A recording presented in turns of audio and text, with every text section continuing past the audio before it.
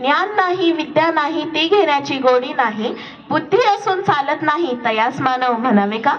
ओळखलत का?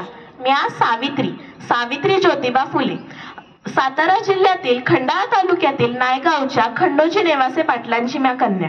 अवघ्या 9व्या वर्षी माझं ज्योतिबा फुले नावाच्या माणसाशी लग्न झालं.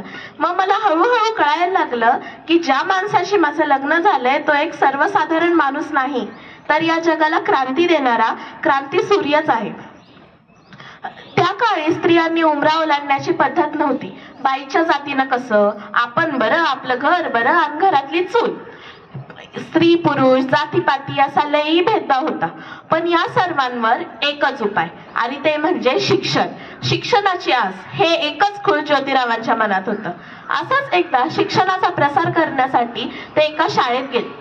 तिथल्या फरा नावाच्या ब्रिटिश मॅडम त्यांना म्हणाल्या, मिस्टर फुले, तुम्हाला शिक्षणाचा प्रसार करायचा आहे ना, so educate a woman first, because if a woman educated the whole house will educated.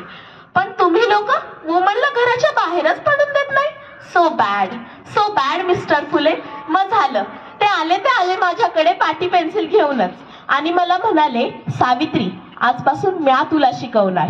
मग माझा अभ्यास सुरू झाला. बेक बे, बे दुनी 4, बे त्रिक 6, काना मात्रा वेलांट्या आकार उकार सार सार. मग मला हळूहळू लिहाया यायला लागलं, वाचाया यायला लागलं आणि बघता बघता म्या काव्य बी रचू लागले. आणि अशातच 1 जानेवारी, होय शनिवार दिनांक 1 जानेवारी 1848 रोजी आम्ही पुण्यातील भिडेवाड्यात सर्वधर्मीय मुलींसाठी पहिली शाळा सुरू केली. आणि मी पहिली शिक्षिका आणि मुख्याध्यापिका सुद्धा झाले. अरे शेळीसारखं जगलात तर काम तमाम होईल, शेळीसारखं जगलात तर काम तमाम होईल, पण जर वाघासारखं जगलात तर नाम होईल. पण समाजाचं मात्र काही वेगळंच. धर्म बुडाला म्हणून कोल्हेकोई सुरू होती. अरे जर एखादा सर्वसामान्य माणूस शिकला तर यात कोणता धर्म बुडतो? इतका तकला तो असू शकतो का हा धर्म? अरे माणूस धर्मासाठी आहे का धर्म माणसासाठी आहे? मी शाळेत जाताना लोकांनी माझ्या अंगावर शेण फेकलं, मी सहन केलं. माझ्यावर दगडफेक केली, मी सहन केलं. मला शिव्या दिल्या, शाप दिले, थुंकले, तरीही मी सहन केलं. पण आता नाही, आता माझ्या सहनशीलतेचा अंत झालाय. अशातच एक माणूस माझ्या समोर आला.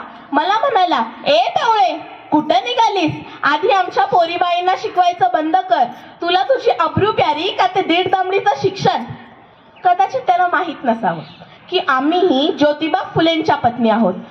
मग उचलला हात आणि दिली सनकन कानाखाली ठेवून आणि त्याला ठणकावून सांगितलं, आत्ता आलायस थोबाड फोडलंय, जर पुन्हा आलास ना तर तुझ्या रक्तानं ही धरती रंगवल. स्त्री कोणत्याही जातीची किंवा समाजाची असो, तिला नेहमीच अन्यायाचं बळी ठरायला लागलंय हो. एखाद्या स्त्रीचा जर नवरा मेला तर तिनं सती जायचं? अहो, तिचा नवरा मेला या तिचा काय दोष? याच विरोधात आम्ही काम केलं. इंग्रज सरकारांकडे मागणी देखील केली आणि इंग्रजांनी सती प्रथा बंद केली. अशाच एक विधवा महिला काशीबाई, हिच्या मुलाला आम्ही दत्तक घेतलं आणि त्याचं नाव ठेवलं यशवंत. यशवंताच्या धुरुधुरु पावलांनी कसं आमचं अंगण भरून गेलं. त्याला लहानाचं मोठं केलं, वाढवलं आणि डॉक्टर सुद्धा बनवलं. पण अशातच पुण्यात एकदा प्लेगची साथ पसरली. मी यशवंताला म्हणाले, यशवंता, आता आपल्याला हॉस्पिटल उभारायला हवं. यशवंताने हॉस्पिटल सुद्धा उभारलं. पण प्लेग हा संसर्गजन्य, तो कधी ना कधी मला होणार होता, माझ्या यशवंतालाही होणार होता. पण मुळीच आम्ही जगलोय ते समाजासाठीच ना. मग जर याच समाजासाठी मरण पत्कारलं तर मरणा, तुझं स्वागत आहे.